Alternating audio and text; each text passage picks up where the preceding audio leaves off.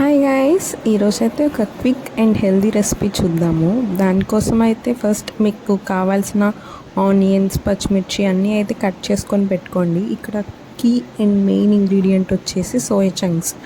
ఇక్కడ మనం protein content ఎక్కువ అవ్వాలనేసి సోయా చంక్స్ యాడ్ చేస్తున్నాము. అండ్ ఆల్సో దీని పర్పస్ ఇదొక type of diet food. So దీని రెసిపీ సింపుల్గా చూసేయండి. కొంచెం ఆయిల్, అంటే మనం ఎలాగో డైట్ అంటున్నాం కాబట్టి కొంచెం ఆయిల్ అయితే యాడ్ చేసుకోండి. And later on oil heat అయిన తర్వాత వెజ్జీస్, క్యారెట్, ఆనియన్స్ ఇవన్నీ కూడా యాడ్ చేయండి.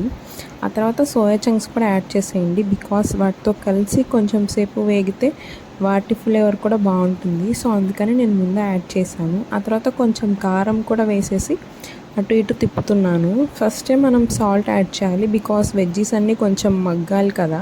సో ఫాస్ట్గా మగ్గడానికి సాల్ట్ అయితే వేసి కొంచెం సేపు ఉండనిచ్చిన తర్వాత కారం యాడ్ చేశాను. ఆ తర్వాత ఎగ్స్ ఇక్కడ మీ ఇష్టం అండి, ఎన్నైనా యాడ్ చేసుకోవచ్చు. నేనైతే 2 చేసుకుంటున్నాను.